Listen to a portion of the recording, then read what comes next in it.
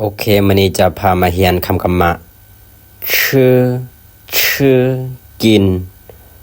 儿子喜欢吃面条儿子喜欢吃面条ลูกชายมักกินหมี่喝แปลว่าดื่ม他在喝水他在喝水ลาวกำลังดื่มน้ำ听ฟัง他喜欢听音乐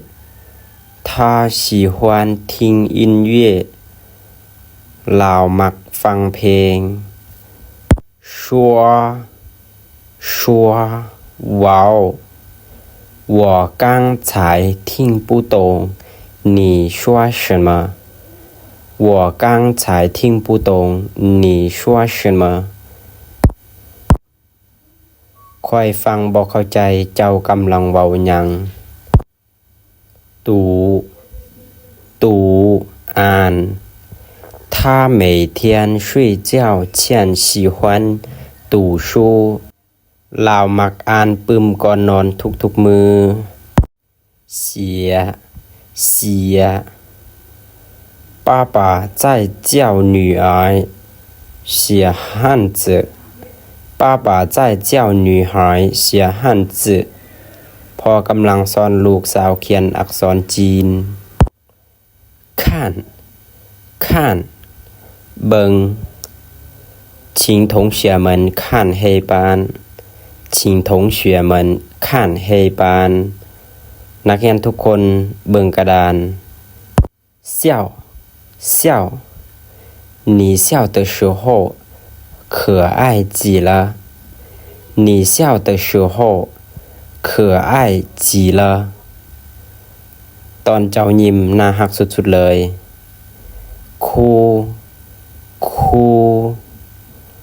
儿子哭想让妈妈给他买玩具ลูกชายให้อยากให้แม่ซื้อของเล่นให้ลาววางชื่อจะแม่นของลินจั่วนั่ง我可以在这坐吗我可以在这坐吗ค่อยสามารถนั่งบอนนี้ได้บ่别忘记我爱你别忘记我爱你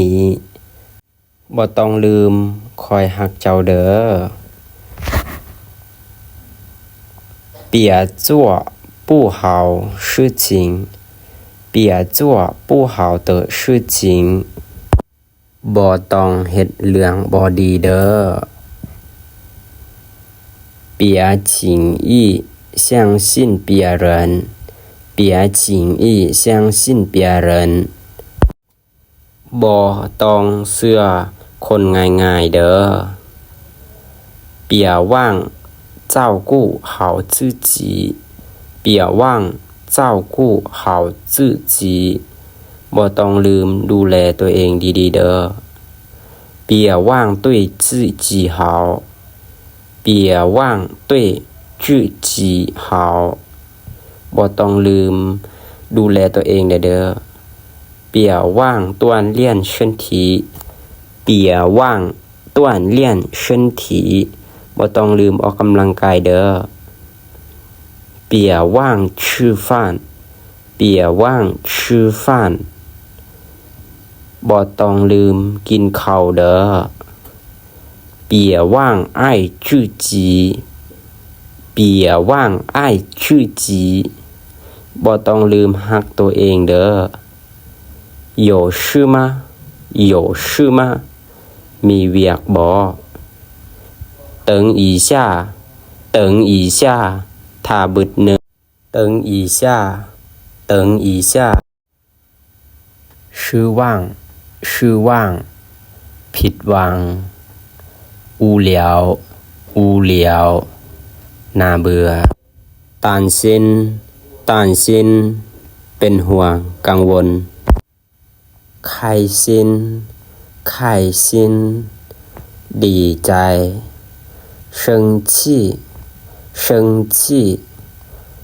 ใจห้ายหรือว่าเครียดช่างชินช่างชินเสียใจ